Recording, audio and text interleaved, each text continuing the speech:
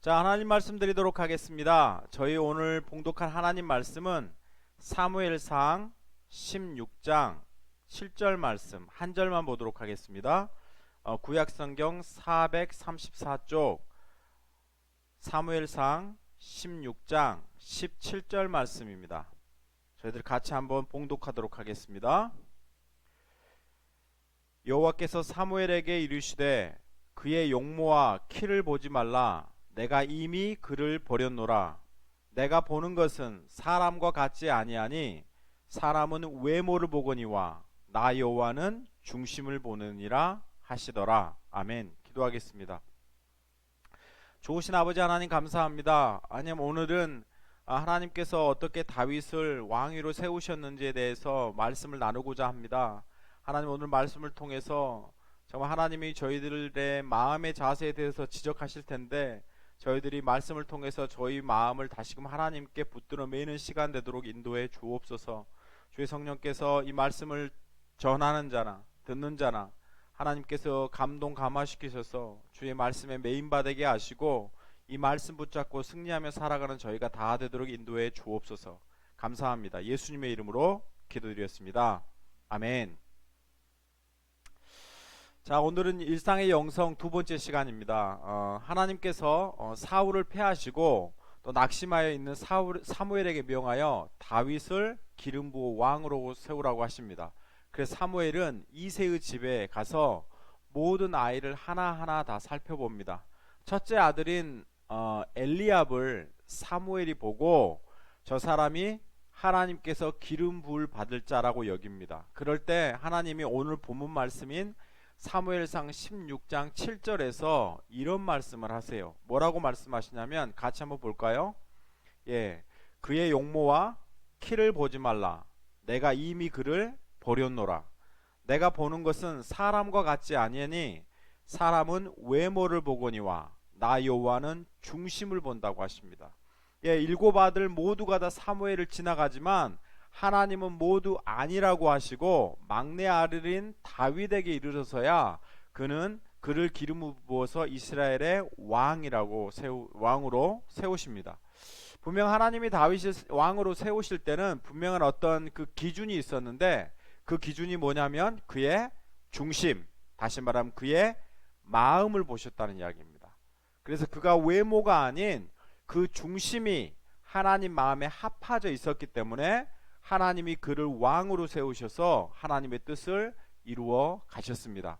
그렇다면 다윗이 어떤 중심을 가지고 있었기에, 다윗이 어떤 마음을 하나님께 품고 있었기에 하나님으로부터 선택을 받고 하나님 앞에 쓰임을 받을 수 있었을까요? 다윗이 과연 어떤 사람이었기에 하나님이 그를 마음에 합한 자라고 판단하시고 또 그를 사용하셨냐는 이야기입니다. 이 부분에 대해서 저희들이 오늘 좀 살펴봐야 합니다. 왜냐하면 중심을 보시고 판단하시는 하나님이 오늘도 동일하게 저와 여러분을 판단하실 것이기 때문입니다. 그래서 우리가 다윗처럼 하나님 마음에 합하 있다면 우리를 하나님의 뜻대로 사용하실 것을 믿습니다. 그러나 우리가 하나님의 어떤 중심에, 하나님이 원하시는 그 눈에 어긋나 있다면 우리 신앙은 잘하고 있는 것 같지만 어떤 면에서 위기일 수 있습니다. 그래서 오늘은 과연 하나님이 어떻게 우리를 살펴보는지에 대해서 좀 살펴보면서 우리의 중심을 하나님께 다시금 매는 시간들이 될 수 있으면 좋겠습니다. 그리고 이것이 우리 신앙생활에 있어서 정말 중요하고 가장 중요한 뿌리가 됩니다. 결국 이 마음을 사울은 잃어버려서 하나님 앞에 패위를 당하고 절망적인 삶을 살아가게 되기 때문입니다. 먼저 살펴볼 것은 우리는 아브라함이나 모세나 다윗과 같은 성경의 인물들을 대할 때 흔히 갖는 생각은 그들이 하나님 앞에 특별하게 쓰임 받을 수 있었던 이유는 그들이 우리와는 남다른 어떤 자격이나 조건이 있을 것이라고 우리는 먼저 그렇게 생각합니다. 오늘 본문에 보는 다윗도 마찬가지예요. 그래서 12절에 보시면 이런 표현이 있어요. 뭐라고 표현하냐면 이에 사람을 보내어 다윗을 데려오매 그의 빛이 붉고 눈이 빼어나고 얼굴이 아름답더라. 그러니까 다윗을 보니까 어쨌다는 거예요. 눈에 총기가 있고 얼굴도 잘생기고, 그래서 평범한 어떤 사람과는 다르게 어떤 비범한 모습이 있는 것처럼 우리가 생각할 수 있습니다. 그래서 이런 것들 때문에 하나님이 그를 사용하셨다고 생각할 수 있어요. 그런데 골리앗과의 전투가 나오는 사무엘상 17장 42절에 보시면요, 그 블레셋 사람이 다윗을 보면서 업신여기면서 그가 이런 말을 해요. 뭐라고 이야기하냐면 다윗을 보고 업신여기니 이는 그가 젊고 붉고 그 용모가 아름다움이라. 뭐라고 이야기하죠? 용모가 아름다웠다고 이야기해요. 그래서 뭐 했다고요? 업신여겼다고 합니다. 이 말이 됩니까? 안 되죠. 그럼 이 말의 뜻이 뭘까요? 다윗이 어리고 앳됐다는 말입니다. 앳됐다는 말이에요. 그래서 여기서 말하는 이 다윗의 어떤 외적인 모습은 그가 뭐 남다른 용모나 뭐 남다른 능력을 가지고 하나님 앞에 선택받은 것이 아니라는 말을 하고 있는 겁니다. 그 다윗은 우리와 다를 바 없는 아주 평범한 뭐였죠?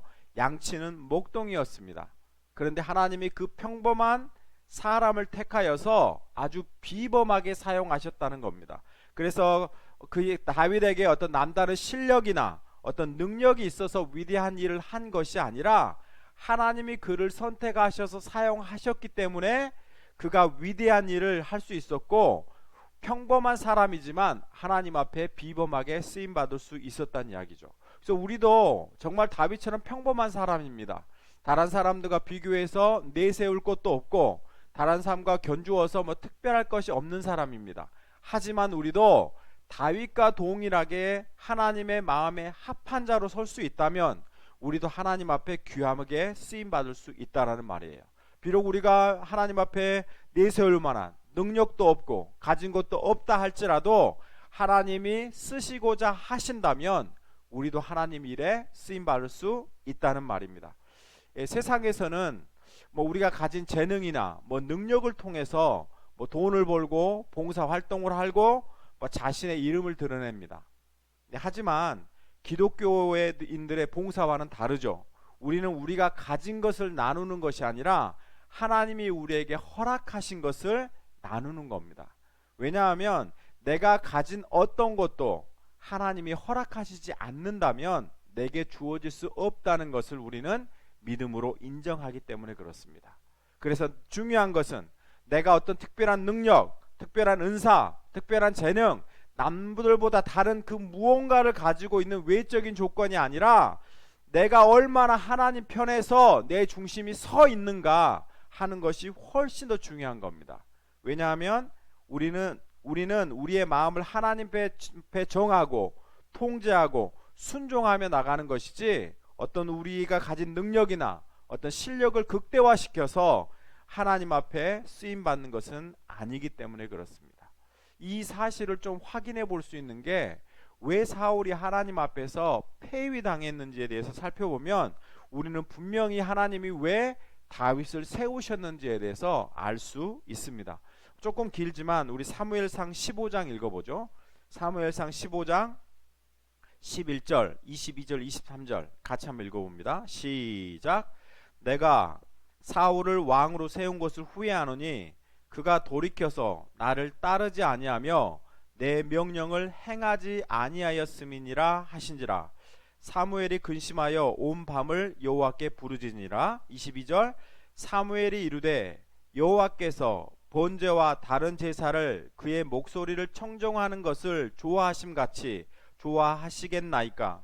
순종이 제사보다 낫고 듣는 것이 순양의 기름보다 나으니 이는 거역하는 것은 점치는 죄와 같고 완고한 것은 사신 우상에게 절하는 죄와 같음이니라. 왕이 여호와의 말씀을 버렸으므로 여호와께서도 왕을 버려 왕이 되지 못하게 하셨나이다 하니. 사무엘이 사울이 왜 하나님 앞에 버림받았는지에 대한 이유를 설명합니다. 그 이유가 뭐냐면 사울이 하나님 앞에 버림받은 이유는 그가 하나님 앞에 리더십이 없어서가 아닙니다. 그가 전쟁에서 단 한 번도 이기지 못하고 패해서가 아니에요. 사울은 거의 모든 전쟁에서 전부 다 승리했습니다. 그는 매일 이스라엘 전쟁을 진두지휘하고 승리를 얻기 위해서 밤새내 그는 고민했을 겁니다. 그의 백성인 군사들과 함께 새벽 이슬을 맞아가며 함께 야영을 했을 거고 그만큼 고생했을 겁니다. 그래서 그는 이스라엘 백성을 블레셋의 위험 속에서 지켜내는데 그의 임무를 충실히 했습니다. 세상적인 기준으로 볼 때 그는 폐위될 만한 잘못한 일이 거의 없어 보입니다. 그런데도 하나님은 다윗 사울을 폐하셨습니다. 왜 사울이 하나님 앞에 버림받았을까요? 11절 보시죠. 그가 돌이켜서 나를 따르지 아니하며 내 명령을 행하지 아니하였음이니라. 23절 보시죠. 왕이 여호와의 말씀을 버렸으므로 여호와께서도 왕을 버려 왕이 되지 못하게 하셨나이다. 이유가 단 한 가지죠. 뭐죠? 사울 왕이 하나님의 말씀을 버렸습니다. 그가 하나님으로부터 돌이켜서 하나님의 말씀에 순종하지 않았습니다. 그의 마음이 이미 하나님으로부터 떠나 있었다는 말이에요. 그래서 하나님은 사울을 버리실 수밖에 없었다는 말입니다. 우리가 신앙생활 하면서 열심을 갖고 온 힘을 다해서 봉사하고 하나님을 섬기는 것만큼 본받고 싶고 사실 아름다운 것은 없을 겁니다.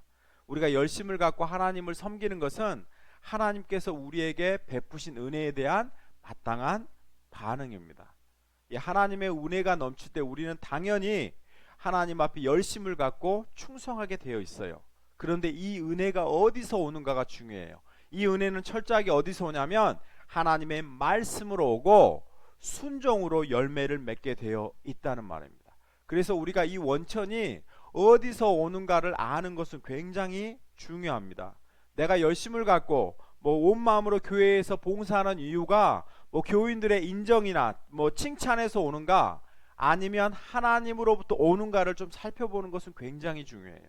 왜냐하면 똑같은 열심을 가지고 열정을 가지고 봉사하지만 그 출발점이 다르기 때문에 그렇습니다. 그래서 사람에게 인정받고 싶고 사람들로부터 오는 어떤 칭찬을 받고 싶은 마음 때문에 열심히 봉사하셨던 분들은 그 일을 내려놓을 때가 되면 결코 그 일을 내려놓지 못합니다. 왜냐하면 그 일을 내려놓는 순간 자기가 그동안 봉사해 왔던 이유와 목적이 전부 다 사라지기 때문에 그래요. 그래서 수단과 방법을 가리지 아니하고 자신의 위치를 지켜내기 위해서 부단히 노력합니다. 이런 분들로 인해서 교회들이 어려움을 당하죠. 누구와 같죠? 사울 왕과 같습니다. 그런데 하나님의 말씀을 통해서 일했던 사람들은요, 하나님이 그만두라고 하시면 감사함으로 그 일을 그만둘 수 있습니다. 남보다 뒤지지 않기 위해서 열심히 예배오고 열심히 봉사하고 열심히 전도하고 사랑으로 섬기고 새벽기도 열심히 하고 헌금 열심히 하는 것 정말 아름다운 일입니다. 하지만 그보다 더 좋은 신앙은 하나님의 말씀을 듣고 그 말씀에 순종하는 것입니다. 사울이 하나님 앞에 버림받았던 결정적인 이유 뭐죠? 그가 능력이 없어서가 아닙니다. 그가 매번 전쟁에서 져서가 아니에요. 그가 전쟁에서 실패해서가 아닙니다. 그가 이스라엘 백성들을 이끌 만한 강력한 리더십을 가지지 못한 왕이어서 하나님 앞에 폐위된 것이 아닙니다. 그가 하나님 앞에 버림받았던 단 이유 한 가지는 하나님의 말씀을 버렸으므로 하나님께서도 그를 버려서 왕이 되지 못하게 하셨다라고 말한 겁니다. 그래서 좋은 신앙은 하나님이 말씀이 가라 하는 곳까지 가고 하나님이 말씀이 멈추라 하는 곳에서 멈출 줄 아는 신앙이 정말 좋은 신앙입니다. 그래서 오늘은 어떤 이런 좋은 신앙을 갖기 위해서 저희들이 좀 가져야 하는 아주 기본적인 두 가지에 대해서 살펴보면서 은혜를 나누고 싶습니다. 그래서 우리가 하나님 앞에서 쓰임 받은 것 같았으나 버림받는 사울왕이 아니라 좀 못나고 너무나 평범한 사람이지만 그럼에도 불구하고 하나님 마음에 합해서 예수 그리스도가 그의 어떤 후손으로 나올 수 있도록 하나님 앞에 쓰임 받은 좀 다윗처럼 우리도 좀 하나님 앞에 그렇게 쓰임 받을 수 있는 시간이 됐으면 좋겠습니다. 첫째는요, 하나님이 원하시는 신앙생활을 하기 위해서 꼭 필요한 겁니다. 이것은 정말 어떤 기본 중에 기본이라고 할 수 있습니다. 그래서 우리가 너무 쉽게 간과하기 쉬운 겁니다.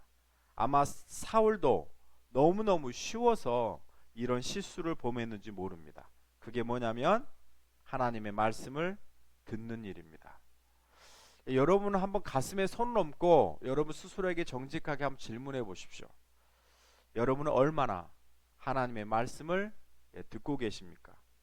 주일에 와서 목사의 입을 통해서 나온 어떤 설교 말고 여러분은 얼마나 말씀을 읽고 묵상하시는데 여러분의 마음을 쓰시고 여러분의 시간을 쓰십니까? 여러분 하나님의 말씀에 따라 여러분의 삶을 이끌기 위해서 여러분의 삶을 얼마나 말씀 앞에 부단하게 메어놓고 계십니까? 우리는 매일 좀 말씀을 읽고 묵상해야 합니다. 근데 우리 모두 다 바쁩니다. 바쁜 거 잘 압니다. 저도 주일날 예배 끝에 은혜 받고 또 그 말씀 붙잡고 살아가야지라고 일주일 살면서 살다 보면 정말 바쁘게 살아내기 바쁘지 정작 시간을 내놓고 말씀을 읽고 묵상하는 시간이 많이 없습니다. 아마 우리 성도들도 저와 별반 차이 없을 겁니다. 모두가 바쁘고 신경 쓸 일이 많습니다. 그래서 말씀을 가까이 하기가 정말 쉽지 않습니다. 근데 사실 이것은 어찌 보면 우리가 드러내는 핑계 아닙니까? 여러분의 가슴을 한번 잘 살펴보십시오. 여러분이 정말 왜 말씀을 읽지 않고 말씀을 가까이 하지 않는 이유가 뭡니까? 그것이 바로 하나님이 지적하셨던 사울 왕의 문제 아닙니까? 무슨 문제죠? 마음의 문제입니다. 우리는 외적인 조건이 좋아지고 나중에 좀 시간이 여유가 생기면 말씀을 읽을 것 같지만 그렇지 못합니다. 말씀을 가까이 하지 못하는 가장 큰 이유는 시간이 없어서가 아니라 오늘 사울이 갖고 있는 마음이기 때문에 그래요. 그래서 정말 우리의 마음이 하나님으로부터 멀어져 있고 다른 것들로 채워져 있기 때문에 정작 가장 중요한 하나님의 말씀은 놓치고 급하고 바쁜 일부터 먼저 우리는 처리하려고 합니다. 그래서 비즈니스가 중요하고 직장에서 일 처리하는 것이 중요하고 자식이 중요하고 남편 뒷바라지 하는 것이 더 중요하고 이렇게 하다 보니까 정작 중요한 하나님 말씀을 읽고 묵상할 시간을 우리는 만들어내지 못하는 겁니다. 이게 바로 사실 마음의 문제입니다. 여러분은 부모님이 한국에 계시다면 살아계셔서 한국에 계시다면 여러분 얼마나 자주 연락해 오셨습니까? 가끔씩 저희가 이렇게 살다 보면 저희 딸이 저희랑 같이 떨어져 삽니다.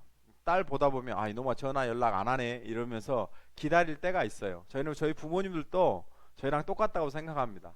여러분은 미국에 살고 부모님은 한국에 살아서 시차가 있는데 여러분 얼마나 자주 부모님께 연락을 드리십니까? 아마 그렇게 이야기할 겁니다. 바쁘게 지나다 보면 일주일이 금방 지나서 목사님 연락할 시간이 없어요. 정말 그렇습니까? 여러분이 연애할 때를 한번 생각해 보십시오. 제가 어떻게 청년들 이렇게 사역을 할 때 어느 한 청년이 한국에 있는 자매하고 롱 디스턴스라고 그러죠. 원거리 이렇게 사귐을 가졌습니다. 그런데 시차가 15시간, 14시간 차이 나더라도 하등의 문제가 되지 않더라고요. 새벽부터 일어나서 전화하고 밤 늦게까지 일어나서 전화합니다. 단 하루도 거르지 않고 통화하고 지냅니다. 우리 부모님하고 비교해 보십시오. 정말 우리가 부모님한테 전화하지 않는 이유 뭐죠? 마음의 문제 아닙니까? 우리가 마음에 뭐가 없죠? 간절함이 없고 애절함이 없고 사모함이 없고 갈급함이 없어서 그렇게 못하는지 모르겠습니다. 오늘 하나님이 사울 왕을 보시면서 안타까워하는 게 바로 이 중심의 문제입니다. 사울은 왕이 되기 전에 하나님과 마음이 통했습니다. 그래서 하나님이 그를 택하셔서 이스라엘 백성의 왕을 삼아서 하나님의 뜻대로 다스리게 하셨어요. 그런데 이제 사울이 왕이 되자 신경 쓸 일이 많이 생기게 됐습니다. 블레셋 등과의 어떤 적국으로부터 이스라엘을 보호해야 됐고, 그 다음에 12지파의 각 지파들의 의견들을 조율하면서 정치적인 일로서 갈등과 분쟁을 해결하는 데 바빴습니다. 민중들의 요구와 소리를 들으면서 그들에게 부합하도록 왕으로서 최선을 다해서 요구에 응답할 책임을 느꼈습니다. 이런저런 이유로 바쁘게 살다 보니까 정작 그는 하나님의 말씀을 들어야 하는 것을 놓쳐버리게 되었어요. 그래서 나라를 경영하고 치리하는 일에 마음을 빼앗기게 됩니다. 이렇게 마음을 빼앗기자 결국 뭐가 들어오죠? 사람들의 칭찬이 들어오기 시작합니다. 사람들의 칭찬이 들어오자 더욱더 그는 급하게 마음을 하나님으로부터 빼앗겨 버립니다. 그리고 결국에는 아말렉과의 전투에서 승리한 이후에 자신을 위해서 기념비를 세우게 됩니다. 왜죠? 마음이 이미 다른 것들로 인해서 하나님으로부터 멀어졌기 때문입니다. 이제 사울의 마음에는 하나님이 없습니다. 하나님은 그의 통치를 도와주는 수단으로 전락하고, 하나님이 전쟁에 함께 해주셔서 승리를 주시고 나라가 별 문제가 없도록 돕는 분이면 사울에게는 하나님의 역할이 족합니다. 그리고 전쟁이 끝나고는 입술로는 하나님께 영광을 돌리고 찬양하지만 그의 마음에는 진심이 없습니다. 어쩌면 우리의 모습도 이와 같은지 모르겠습니다. 신앙생활을 처음 시작하면 말씀의 은혜 받고 또 은혜 받기를 사모합니다. 그래서 말씀을 듣고 읽고 묵상하고, 또 그 시간이 너무 좋아서 말씀을 통독하고 설교를 듣고 매일매일 큐티를 하고 그렇습니다. 그런데 이제는 신앙생활 하다면 바쁜 일이 생기게 되죠. 그래서 교회에 와서도 이런저런 직책을 맡다 보면 이런 일에 바쁘게 되고, 이 일을 누구에게 부탁하지? 누구랑 하면 더 잘할 수 있지? 이런 고민에 빠집니다. 물론 이런 것들은 누군가는 해야 되고 분명히 해야 되는 일입니다. 하지만 그 더 중요하고 근본되는 게 있어요. 그게 뭐냐면, 신앙생활은 내 중심을 하나님의 말씀으로 채워가는 겁니다. 이것이 없이 신앙생활 하다 보면 우리도 어느 순간에 말씀에 떠나 있고 우리의 중심이 사울처럼 하나님으로부터 떠나 있을 때가 있기 때문입니다. 왜죠? 하나님은 말씀이시기 때문에 그렇습니다. 목사로서 유혹이 있어요. 새벽에 일어나서 성경을 읽고 묵상하다 보면 마음에 분주한 일이 생겨요. 우리 교인들을 위해서 기도해야 되는데, 아니면 이번 주 설교 이런 식으로 준비해야 되는데, 말씀을 읽는데 자꾸 이런 마음이 생겨요. 이걸 제가 왜 이렇게 유혹이라고 표현했죠? 목사가 교인들을 위해서 기도하고 설교 준비하는 것은 하나님의 일입니다. 중요한 일이에요. 그러나 목사의 1차적인 역할은 교인들을 위해서 기도하고 설교하는 것 이전에 개인적으로 말씀을 묵상하고 그 하나님의 말씀 앞에 풍성히 들어가서 하나님의 은혜 안에 머무는 것이 훨씬 중요한 겁니다. 이것이 무너지고 깨져 버리면 교인들을 위해서 설교 잘하는 목사, 교인들을 위해서 기도 많이 하는 목사는 될 수 있지만 결국 우리도 사울 왕처럼 하나님 앞에서 마음이 떠나서 하나님으로부터 버림받는 그런 역할을 할 수 있다는 말입니다. 설교하는 것, 기도 많이 하는 것, 그게 목사의 일입니다. 하지만 이런 것들을 잘 하고 있다고 해서 하나님과의 관계가 좋다라고 우리는 결코 말할 수 없습니다. 이 세상 어떤 것도 하나님과의 관계보다 더 우선시되고 중요한 일은 없습니다. 성도들도 마찬가지 아닙니까? 성도들의 삶이 말씀을 통해서 하나님과의 관계가 회복되고 소홀해질 때 그 중심이 점점 하나님으로부터 멀어지기 시작하는 겁니다. 그래서 이제는 말씀을 통해서 은혜 받고 그 안에 들어가기보다 어떤 신앙적인 행위로 만족감을 얻으려고 더 많이 하죠. 그래서 봉사를 하고 전도를 하고 교회 행사에 참석하고 그것들로 인해서 어떤 감동받고 만족감을 얻으려 채워주려고 합니다. 얼마간은 괜찮습니다. 하지만 이것이 계속되면 우리도 결국 사울 왕이 되어갈 수 있습니다. 그래서 22절에 이렇게 말하죠. 뭐라고 말하죠? 듣는 것이 순양의 기름보다 나으니. 듣는 것, 뭘 듣는 걸요? 하나님의 말씀을 듣는 것이 순양의 기름. 순양의 기름이 뭘까요? 제사 지낼 때 양의 기름을 다 모두어서 번제단에 채워서 뭐로 드렸어요? 태워서 향기로운 화제로 드렸습니다. 이 기름은 우리한테는 지금 별로 건강에 안 좋은 거지만 이 당시에 기름은 굉장히 중요한 역할을 했어요. 그래서 이건 뭐냐면 우리가 하나님 앞에 드릴 수 있는 최고의 헌신, 최고의 헌물일 수 있습니다. 그런데 하나님은 우리가 드리는 헌신보다, 우리가 드리는 헌금보다 뭘 중요하신다고요? 하나님 말씀을 듣기를 더 원하신다는 말입니다. 이 말씀 앞에 우리 마음에 매여 있을 때 우리도 다윗처럼 하나님 말씀에 합한 자가 될 수 있습니다.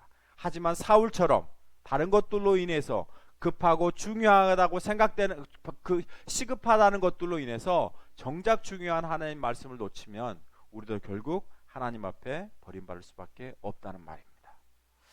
둘째입니다. 두 번째는요, 말씀에 순종하는 일입니다. 22절에 보시죠. 22절에 순종이 제사보다 낫고 이라고 합니다. 하나님의 말씀에 순종하는 일이 우리가 매일 드리는 무엇보다요 예배보다 낫다라는 말씀이 나오죠. 그래서 말씀이라는 말이 나오면 항상 그 뒤에 붙어 나오는 말이 있어요. 그게 뭐죠? 순종이라는 말이에요.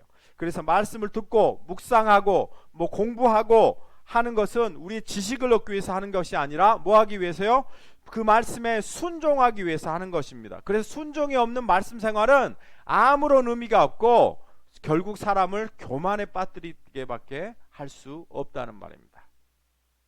저는 직접 가보지는 않았지만 티베트 불교에 가보시면요, 그 지금 여기서 보이는 것처럼 원통 모양의 이렇게 마니차라는 것이 있습니다. 이 마니차라는 게 크기도 다양하고요. 그래서 개인이 어떤 손에 휴대하고 다닐 수 있는 것부터 시작해서 저희가 오늘처럼 보이는 어떤 드럼통처럼 이렇게 큰 것도 있습니다. 그리고 그 안에는 뭐가 들어있냐면 불경이 들어있어요. 불경이. 그래서 마니차를 돌리면 부처님 경전을 읽는 어떤 공덕이 쌓인다 그래서 마니차를 한 번 돌려도 어느 정도 효용이 있냐면 뭐 불경 뭐 84,000경을 외우는 것만큼 효용이 있다 이렇게 말합니다. 돌려주시죠. 그리고 또 이 마니차를 이렇게 돌리면서 소원을 빌면 어떤 소원 성취가 빨리 되고 또 이것을 많이 돌리면 후손들이 복을 받고 또 이것을 마니차를 많이 돌리면 이 공덕으로 인해서 우리가 무지에서 벗어나 어떤 지혜를 얻는다 이렇게 말합니다. 그래서 티베트 불교인들은 시간이 있을 때마다 이 마니차를 돌리면서 말합니다. 저는 뭐 다른 종교를 폄하하거나 뭐 그럴 생각은 없습니다. 근데 어떤 면에서 보면 사실 우리 모습과 비슷한 면이 있죠. 우리도 성경을 크기가 다양해서 손에 들고 다닐 수 있는 것들부터 집에 놓고 읽을 수 있는 곳까지 다양하게 있습니다. 또 말씀을 붙잡고 기도하면 훨씬 더 하나님이 그 말씀을 통해서 응답 주신다는 거 우리도 잘 알아요. 그래서 우리도 그 말씀 붙잡고 기도할 때가 있습니다. 또 말씀을 읽으면 분명하게 하나님이 주신 지혜가 생길 거라고 생각합니다. 어쩌면은 이런 일부 부분들은 사실 저도 수긍합니다. 그러나 세상 학문은 지식이 많아지면 실력이 쌓여갑니다. 그래서 더 많은 실력을 쌓기 위해서 더 많이 공부합니다. 그런데 하나님의 지식은 다릅니다. 하나님의 지식은 결국 뭘로 나타나야 되냐면 순종함으로 나타나야 되는 겁니다. 아무리 성경을 많이 알고 아무리 은혜스럽게 설교를 하고 아무리 잘 성경을 가르칠 수 있다 하더라도 순종의 마음이 없으면 잘못된 것입니다. 이 순종을 하기 위해서 뭐 해야 한다고요? 말씀을 읽고 묵상할 필요가 있다는 말입니다. 매일매일 마니테만 돌린다 그래서 진정한 불교인이라고 우리는 말할 수 없습니다. 왜냐하면 불교인들은 불경의 가르침에 따라서 생활해야 되기 때문에 마찬가지입니다. 마찬가지로 그리스도인들도 성경을 들고 주일에 교회에 간다고 그리스도인이라고 할 수 없습니다. 그 말씀을 읽고 그 말씀을 생활 속에서 순종함으로 살아낼 때 하나님 앞에 비로소 그리스도인이 될 수 있다는 말입니다. 다윗의 어떤 순종을 보면 다윗의 마음이 얼마나 하나님을 향하여 있는지 알 수 있습니다. 다윗은 하나님이 기름 부으심 받은 자를 해할 수가 없다 그래서 그 말씀에 순종하기 위해서 그는 몇 년을 도망자로 지냅니다. 그는 이미 하나님으로부터 이스라엘 왕으로 인정함을 받았습니다. 그리고 그는 지금 왕이에요. 하지만 아직 사울 왕이 폐위되지 않았습니다. 그러나 그는 결코 자신이 가진 물리적인 힘으로 사울 왕을 끌어내려서 왕이 되려고 하지 않습니다. 사울을 죽일 몇 번의 기회가 있었지만 그는 그 말씀에 순종하기 위해서 차라리 도망자로 살아가는 험한 길을 선택하게 됩니다. 주위 사람들도 사울을 죽이자고 지금이 하나님이 우리에게 주신 가장 좋은 기회라고 다윗을 설득하지만 다윗은 그 유혹을 단 한 번에 물리쳐 버립니다. 그리고 하나님의 말씀에 순종해서 갑니다. 하나님이 나를 선택하여 왕으로 세우셨으니 하나님이 해결하시리라는 믿음을 가지고 그는 끝까지 순종하는 모습을 볼 수 있습니다. 이런 어떤 우직한 다윗의 어떤 순종한 모습을 하나님은 기쁘게 보셔서 그를 하나님의 마음에 합한 자라고 생각하시고 그를 통해서 온 세상을 구원할 예수 그리스도를 보내시게 됩니다. 하나님의 뜻을 이루는 것은 사실 외적인 조건이 아닙니다. 사람은 외모를 보지만 여호와는 뭘 본다고요? 중심을 보느니라. 그래서 하나님의 말씀을 듣고 그 말씀에 순종하여 그 마음의 중심이 항상 하나님께 매여 있는 자를 하나님은 들어서 사용하십니다. 예, 말씀 듣고 순종하는 것은 중심의 문제이고 이것이 바로 신앙입니다. 중심이 떠나서 열심을 내는 것은 사울 왕입니다.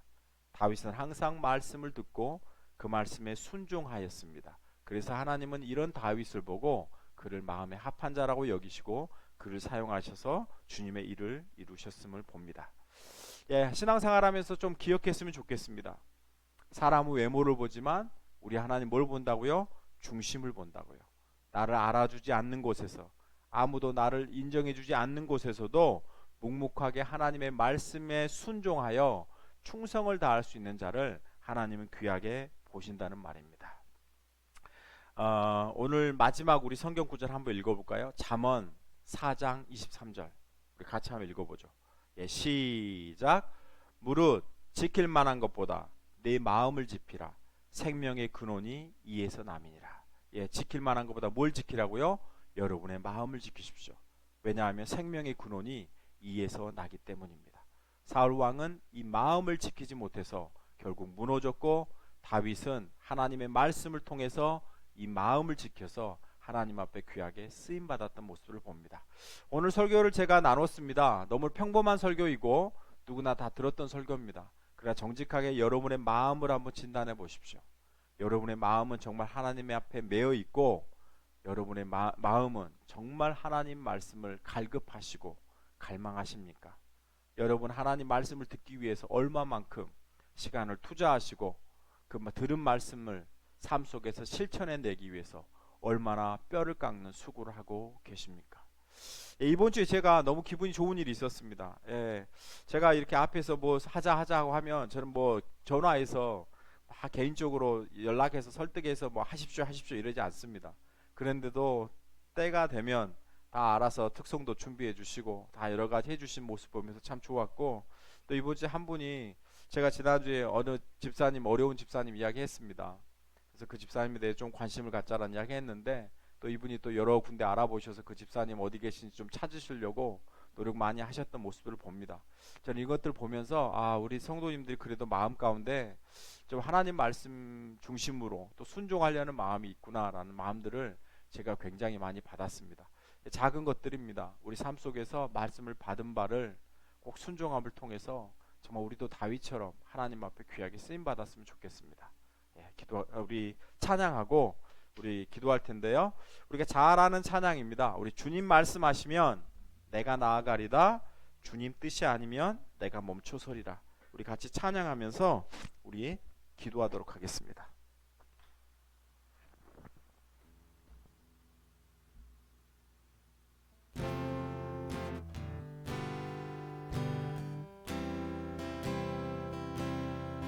주님 말씀하시면 내가 나가리다, 주님 뜻이 아니면 내가 멈춰서리다. 나의 가고 서는 것 주님 뜻에 있으니 오 주님 나를 이끄소서. 다시 한번 고백하죠. 주님 말씀하시면, 주님 말씀하시면 내가 나가리다, 주님 뜻이 아니면 내가 멈춰서리라. 나의 가고 서는 것 주님 뜻에 있으니 오 주님 나를 이끄소서. 뜻하신 그곳에 나 있기 원합니다. 이끄시는 대로 순종하며 살리니 연약한 내 영혼 통하여 일하소서. 주님 나라와 그 뜻을 위하여. 주님 말씀하시면, 주님 말씀하시면 내가 나아가리다. 주님 뜻이 아니면 내가 멈춰서리다. 나의 가고 서는 것 주님 뜻에 있으니 오 주님 나를 이끄소서. 주님 말씀하시면 내가 나아가리다. 주님 뜻이 아니면 내가 멈춰서리다. 나의 가고 서는 것 주님 뜻에 있으니 오 주님 나를 이끄소서. 오 주님 나를 이끄소서. 오 주님 나를 이끄소서. 우리 이 시간에 같이 한번 기도했으면 좋겠습니다. 오늘 제가 중심의 이야기를 했습니다. 사울왕의 중심이 흔들렸습니다. 그 중심은 말씀에 대한 거였습니다.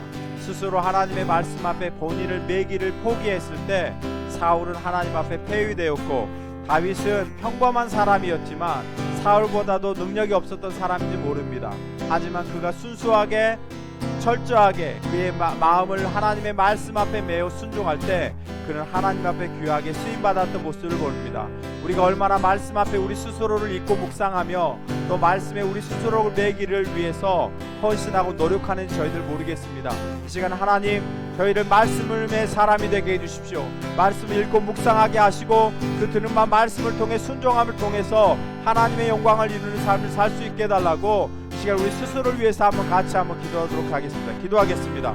좋으신 아버지 하나님 감사합니다. 하나님 우리에게 오늘 귀한 말씀 주심 앞에 감사합니다. 하나님 우리가 정말 신앙생활하면서 우리는 어쩌면 정말 사울 왕처럼 살고 있는지 모르겠습니다. 하나님 바쁘고 또 급하고 그것들만 해결하기 위해서 정작 중요한 하나님과 관계는 놓쳐버리고 하나님 말씀 듣는 거에 소홀하며 또 받은 말씀을 우리 삶 속에 제한하고 순종하는 모습이 없이 그냥 그대로 저희들이 살아가고 있는 우리 삶인지 모르겠습니다. 하나님 이제는 받은 말씀을 통해 정말 다윗처럼 하나님 앞에 순종하면서 나아갈 수 있게 도와주시고 그 순종함을 통해서 하나님의 마음에 합한 자로서 우리 중심의 주 앞에 붙들린 자로서 바로 설 수 있도록 하나님 붙잡아 주시옵소서. 정말 하나님이 원하신 아름다운 믿음의 사람들로 우리 모든 더 소망교회 성도들이 다 살아갈 수 있도록 하나님 붙잡아 주시고 주님 인도하여 주시옵소서. 좋으신 아버지 하나님 감사합니다. 하나님 사울 왕을 봅니다. 키도 헌출하고 잘생겼고 정말 모든 사람이 우러를 만큼 그는 탁월한 사람이었습니다. 그러나 그가 그의 중심이 흔들리고 하나님의 말씀 앞에서 떠나기 시작할 때 그는 하나님을 버렸습니다. 그래서 하나님도 그를 버려 왕으로 삼지 못하셨습니다. 하나님 그러나 다윗은 참 가진 것이 없는 평범한 사람이었지만 그의 중심이 하나님의 말씀 앞에 매여 있었고 하나님이 말씀하셨으니 그 말씀을 평생 지키며 그는 살아갔는지 모르겠습니다. 그래서 그 중심을 보시고 하나님께서 그를 마음에 합한 자로 여기시고 주의 뜻을 이루셨던 것들을 봅니다. 하나님 이번 주간 살면서 저희들이 마음을 좀 점검하게 도와주십시오. 우리 마음이 얼마나 하나님의 말씀을 사모하고 하나님의 말씀에 매이기를 사모하는지 저희 스스로 살펴보게 하시고 그렇지 못한 우리들의 모습이 있다면 진실함으로 회개하게 도와주시고 우리가 다시금 돌이켜서 주 앞에 믿음으로 말씀을 통해서 우리 삶을 주님 앞에 순종함으로 나아가는 믿음의 사람들 다 되도록 하나님 붙잡아 주시옵소서. 이제는 속히 오실 우리 주 예수 그리스도의 은혜와 만극하신 아버지 하나님의 사랑하심과 성령님의 감동감과 역사 충만하심이 오늘 우리의 중심을 다윗처럼 말씀을 듣고 순종함을 통해서 하나님 앞에 매기로 결단한 사랑하는 성도들의 머리 위에 지금으로부터 영원토록 함께 하시기를 간절히 축원하옵나이다. 아멘.